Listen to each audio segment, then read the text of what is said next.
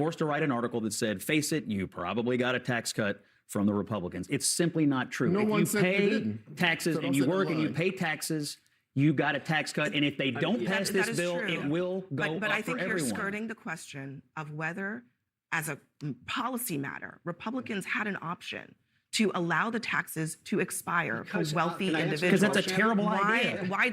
What's happening, everybody? Welcome to yesterday's news channel where we watch CNN so you don't have to. Last night, Scott Jennings and Michael Singleton joined the panel on Newsnight with Abby Phillip over on CNN.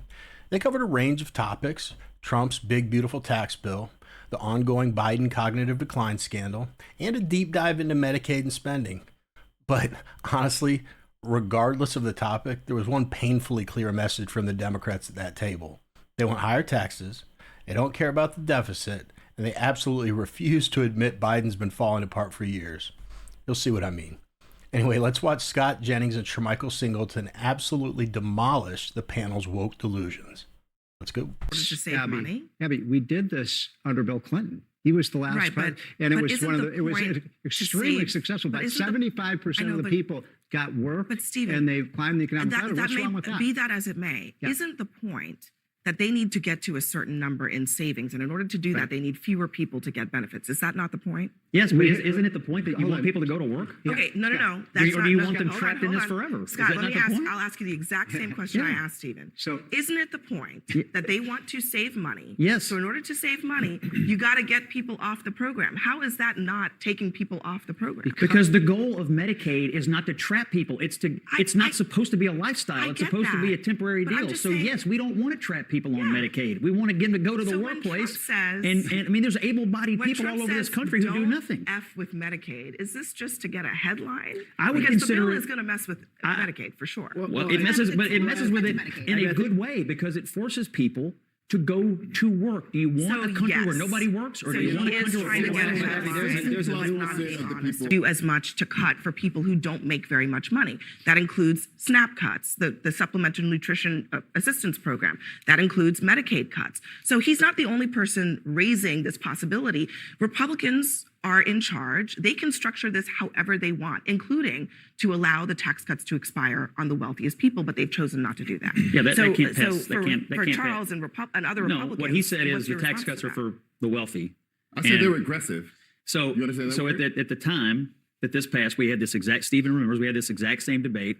Democrats went out and argued time and time again, we're only cutting taxes for the wealthy. And even the New York Times, who he used to work for until recently, was forced to write an article that said, face it, you probably got a tax cut from the Republicans. It's simply not true. No if one you said you pay didn't. taxes So don't and you say work and you lie. pay taxes, you got a tax cut. And if they don't pass That this is bill, true. it will go But up I think for you're everyone. skirting the question of whether, as a policy matter, Republicans had an option to allow the taxes to expire Because, for wealthy can I answer individuals. Because that's a terrible idea. Why? You're going to get a lot less jobs. We want a healthy economy. That's why. Well, the president did Okay. float around with that. If you remember, did, a couple yes. weeks ago, he decided to change his mind. I'm with more of the fiscal hawks in Congress.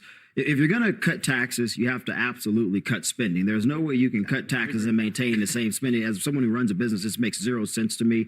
The CBO says in 10 years, our current deficits, Abby, will be the largest line item on the federal books. By 2050, 180% of our GDP will be debt.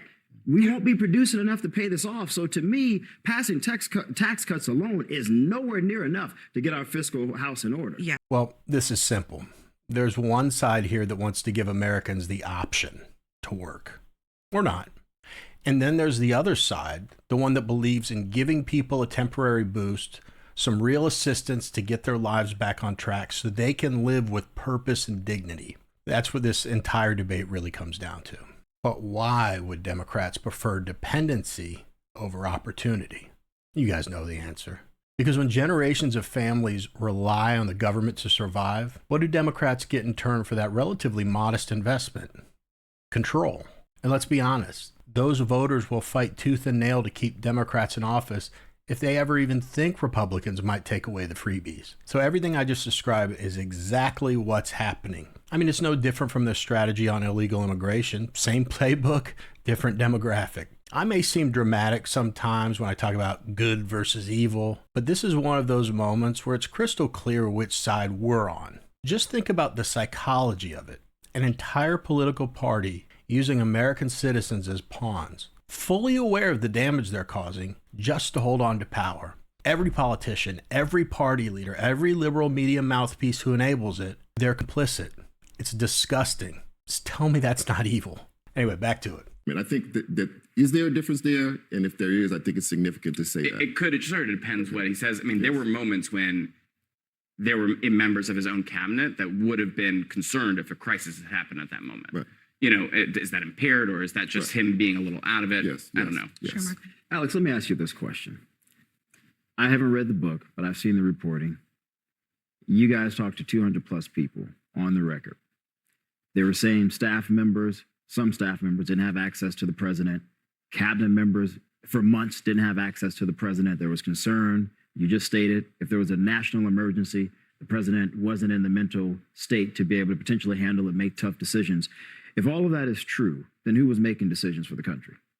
Well, I'd say, you know, the president, there's also the president and there's the presidency, right? And there is an infrastructure around the president that is making decisions at all times. Oh, Now, there are some decisions that always have to go up to the president. But I'm saying that in the immediate circle around that, on the national security side, you're talking Jake Sullivan, Anthony Blinken. On the political side, Mike Donilon, Steve Ricchetti.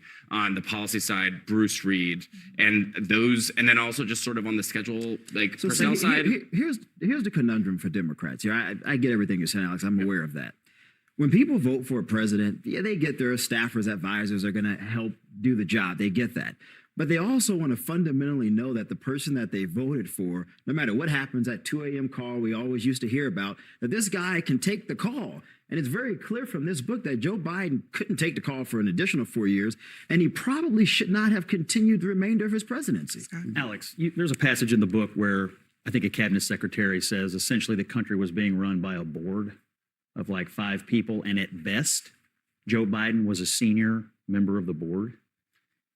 In your opinion, would it be valid now for Republicans to go back in time and say, were presidential decisions being made in this way valid? Was the president aware of every decision that was made in his name? Isn't that a question that needs to be asked today? And did you uncover any answers to those questions in the book? That quote wasn't from a cabinet member, but was from a senior Democrat involved in the White House dealings.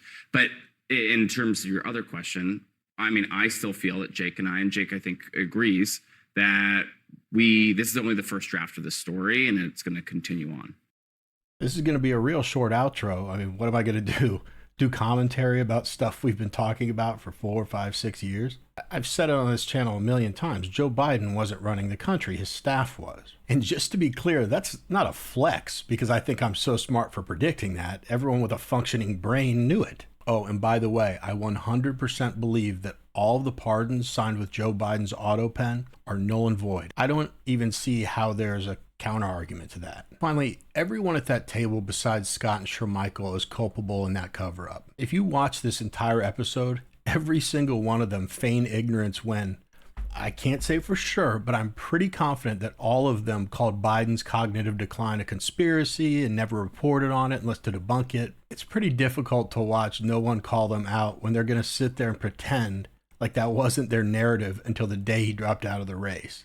We've got voices like Scott Jennings and Shermichael Singleton out there calling it like it is and exposing the nonsense live, right in the lion's den. And while yesterday's news channel isn't exactly in the lion's den, even I've got a role in combating the BS these scumbags pump into people's homes. And that responsibility is to keep telling you the truth and calling it straight. But what do you guys think? Did I miss anything? I mean, weren't all of their arguments just ridiculous, and didn't it seem like they just want to keep people dependent on the government and they have zero desire to lower taxes? Let me know in the comments. Anyway, that's it for this video. I've been getting more active on X. My handle, or whatever you call it, is on the screen here somewhere to this side, left, right, I don't know what it is for you. My left. If you'd follow me over there, I'd really appreciate it. I've got a lot of interesting stuff to say. Otherwise, as always, I really appreciate you taking a couple minutes out of your day to watch my video. Never forget, Jesus loves you. I'll see you guys.